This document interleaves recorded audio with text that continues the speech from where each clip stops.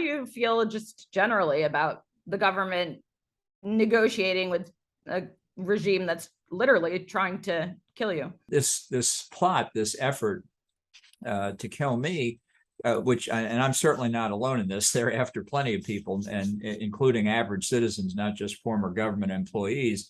That shows the real nature of the regime. It's a look inside their soul, and it's a confirmation. They can make a lot of commitments about their nuclear weapons program. They have no intention whatever of honoring them. I think in the White House, their brains are compartmentalized. Here you have the nuclear problem. Here you have the terrorist problem. They're not compartmentalized in Iran. And unfortunately, Iran's the adversary that's threatening us. So just because at a conceptual level in the White House, they can distinguish between the nuclear program and attacks on Americans on American soil, that's not how they see it in Tehran. What do you think the Biden administration should be doing or could be doing that they're not doing right now to protect you and the many others on this list, and also just U.S. citizens in general, while they're restarting the nuclear talks? Well, I wouldn't restart the nuclear talks. That's the first thing. I mean, they've been in Vienna for about 10 days now. We don't know exactly where things stand. You hear public statements. Some are optimistic, some are pessimistic. To me, going back in the deal is a huge strategic mistake for the United States. So what I would do would be to terminate discussions. I don't think you're ever going to achieve peace and security in the Middle East as long as the current regime in Tehran is in power. So my policy would be removing the regime. I think it's more unpopular inside Iran now than it's been since 1979.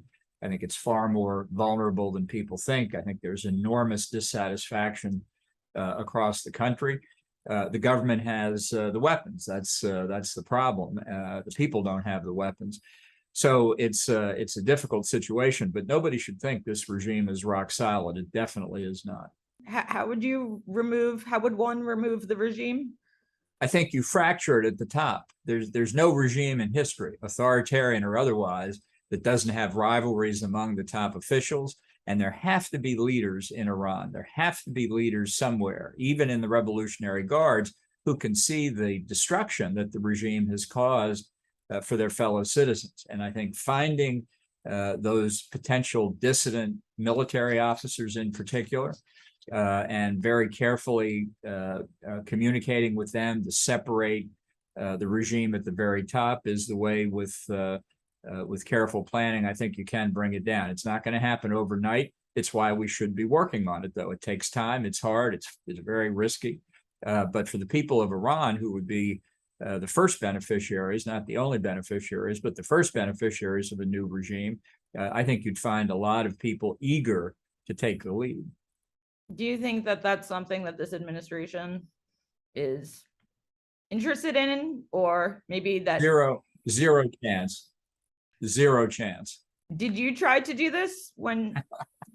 Look, my view has been very clear for a long time. I think that until you get a new regime in Tehran that reflects the will of the Iranian people, the regime will be a threat. It'll be a threat on nuclear weapons. It'll be a threat in support of terrorist groups. It will be a terrorist state itself, and it intends to seek regional hegemony in the Middle East and be a threat worldwide to the United States, in particular, the Great Satan, as they call us, which tells you a lot about how they view us.